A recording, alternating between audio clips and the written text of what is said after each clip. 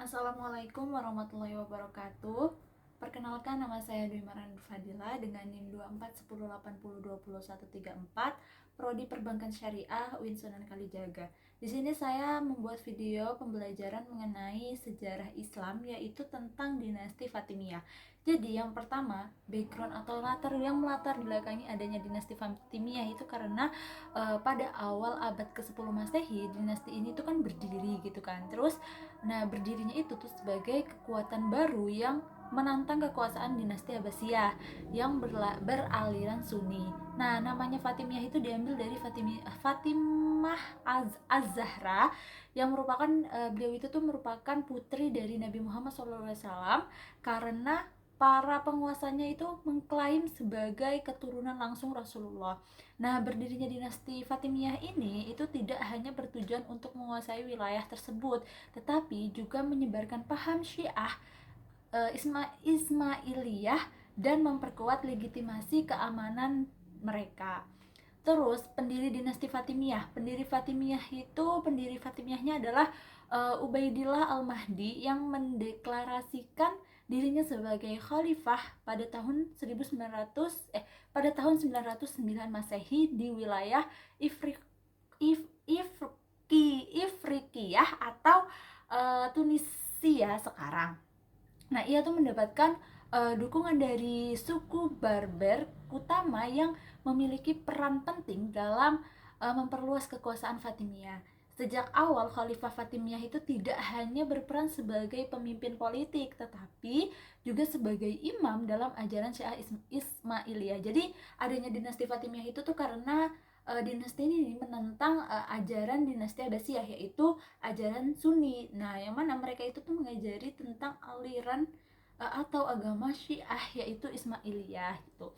Terus wilayah kekuasaan dinasti Fatimiyah itu dalam perkembangannya, dinasti Fatimiyah itu berhasil menguasai wilayah yang sangat luas mulai dari Afrika Utara, Mesir, hingga sebagian wilayah Syam, Palestina, dan Hijaz. Bahkan dinasti Fatimiyah itu sempat menguasai Mekah dan Madinah yang menunjukkan betapa besar pengaruh politik dan keagamaan mereka dalam dunia Islam pada masa itu. Jadi dia itu juga ada masa kejayaannya gitu loh, karena dia itu tuh berpengaruh buat dunia Islam pada saat itu.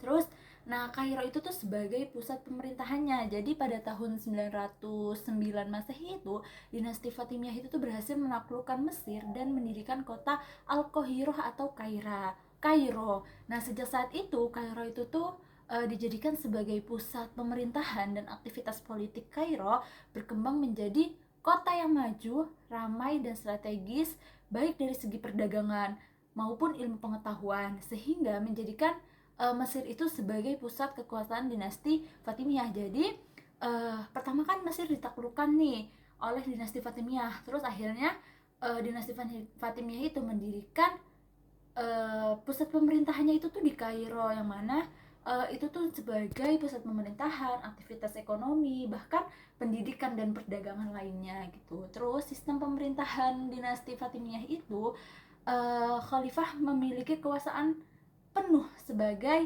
kepala negara sekaligus pemimpin agama. Nah, pemerintah itu dijalankan dengan struktur yang cukup rapih, seperti adanya wazir atau perdana menteri dan para gubernur daerah. Dinasti Fatimiyah juga dikenal memiliki administrasi negara yang tertata dengan baik sehingga mampu mengelola wilayah kekuasaan yang luas. Jadi karena dia memiliki struktur ekonomi yang baik, struktur administrasi yang baik, jadi dia itu tuh bisa mengelola wilayah kekuasaannya dengan baik juga gitu. Terus perkembangan ilmu pengetahuan di dinasti Fatimiyah, yaitu tuh salah satunya itu pencapaian terbesarnya adalah di bidang pendidikan dan ilmu pengetahuan, yang mana pada masanya dinasti Fatimiyah ini mereka itu tuh mendirikan Universitas Al-Azhar pada tahun 970 Masehi. Jadi itu tuh merupakan universitas tertua juga ya. Nah, awalnya Al-Azhar itu tuh berfungsi sebagai pusat pengajaran Syiah Ismailiyah.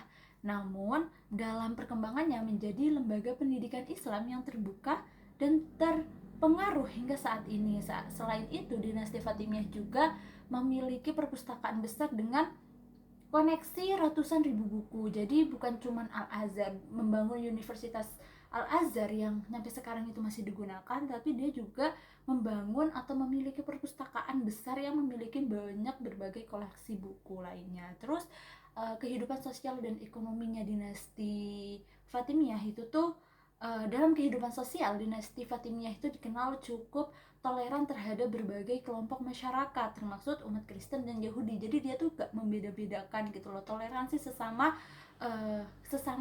manusia gitu, walaupun beda agama atau beda keyakinan. Terus yang kedua itu secara ekonomi, Mesir itu berkembang pesat karena pertanian di sekitar Sungai Nil dan perdagangan internasional. Jadi stabilitas ekonomi ini membantu dinasti Fatimiyah untuk mempertahankan kekuasaannya selama beberapa abad. Terus penyebab kemundurannya dinasti Fatimiyah sendiri itu, jadi itu kan dinasti Fatimiyah itu kan pernah berjaya ya pada masanya gitu. Jadi meskipun pernah berjaya pada masanya, dinasti Fatimiyah juga akhirnya mengalami kemunduran.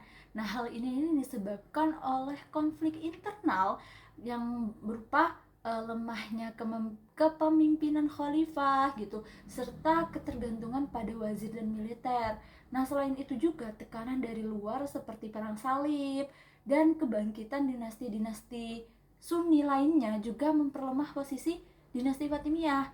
Nah, karena tadi kan dinasti Fatimiyah itu kan dia, adanya dinasti Fatimiyah itu kan karena dia itu tuh nggak percaya sama bukan kayak kurang suka sama dinasti Abbasiyah gitu. Nah, banyaknya berdirinya dinasti yang dinasti Sunni ini membuat posisi dinasti Fatimiyah ini menjadi lemah, dan sehingga dinasti Fatimiyah ini resmi berakhir pada tahun 1171 Masehi setelah wafatnya khalifah terakhir yaitu Al-Adid. Nah, kekuasaan di Mesir kemudian diambil alih oleh Salahuddin Al-Ayyubi yang mengembalikan Mesir ke dalam kekuasaan Islam Sunni. Jadi dinasti Fatimiyah itu tuh berdiri karena tidak kecocokan antara uh, ajaran yang dianut oleh dinasti Abbasiyah yaitu Sunni. Nah, akhirnya dinasti Fatimiyah ini berdiri dengan ajaran yaitu Ismailiyah gitu. Nah, dari sini dia itu tuh mengalami puncak kejayaan, yaitu dengan adanya perdagangan internasional, terus adanya pendidikan yaitu dibangunnya Universitas Al-Azhar, bahkan adanya perpustakaan yang memiliki banyak koleksi-koleksi buku. Tetapi setelah dinasti Fatimiyah ini mengalami kejayaan, kebangkitan, nah di sini dia mengalami keruntuhan juga atau kemunduran karena banyak berdirinya dinasti-dinasti dari ajaran Sunni ini yang memperlemah uh, memperlemah kekuasaan dinasti Fatimiyah ini, dan konflik internal juga. Jadi sekian presentasi yang dapat saya sampaikan, kurang lebihnya saya mohon maaf. Wassalamualaikum warahmatullahi wabarakatuh.